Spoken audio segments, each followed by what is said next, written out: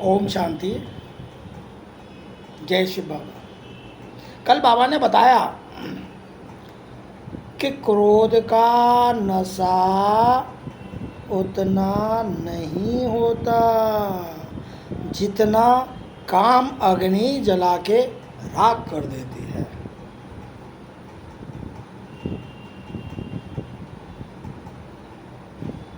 काम अग्नि से बचना पड़ता है। निवृत्ति मार्ग में तो घर बार छोड़ के ही सब जंगलों में इधर उधर चले जाते हैं और अपने मठ मंदिर धर्मशाला गेस्ट हाउस बना के बड़े बड़े चेले चपाटे रख के आश्रम बना के और मौज लेते हैं। ये कलयुग का प्रताप है, ये रावण युग का प्रताप है। लेकिन प्रवृत्ति मार्ग एक ऐसा मार्ग है जिसमें न घर छोड़ना पड़ता, न परिवार छोड़ना पड़ता, न समाज छोड़ना पड़ता, न बच्चे छोड़ने पड़ते, न कोई सगे रिश्तेदार छोड़ने पड़ते। लेकिन हाँ, इन सब को अपने बुद्धि योग से त्यागना पड़ता है, उसमें फंसना नहीं होता।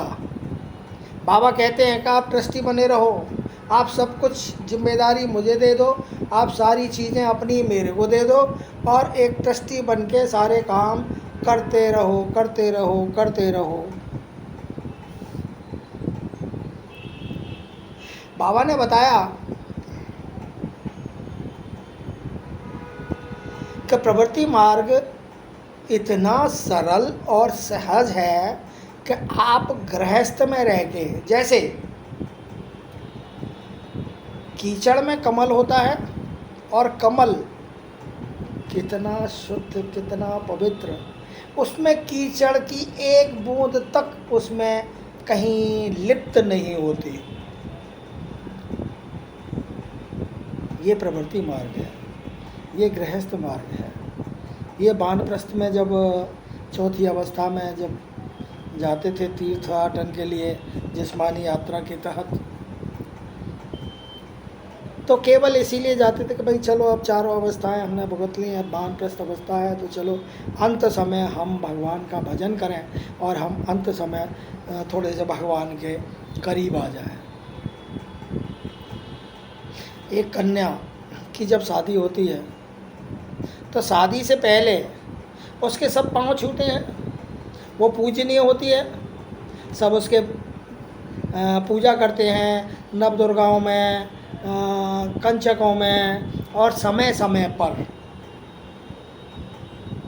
उस बच्ची की उस कन्या की पूजा होती है।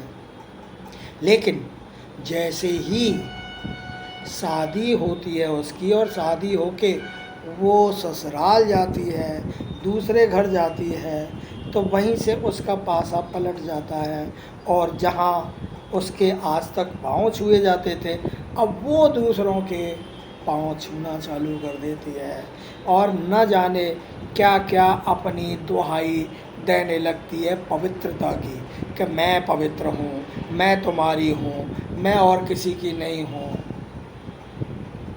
नाक भी छिदवा देती है, कान भी छिदवा देती है, मांग भी भर लेती है, चूड़ियाँ भी पहन लेती है, पाजेब भी पहन लेती है। वो सब किस लिए? कि केवल ये विश्वास दिलाने के लिए कि मैं आपकी हूँ।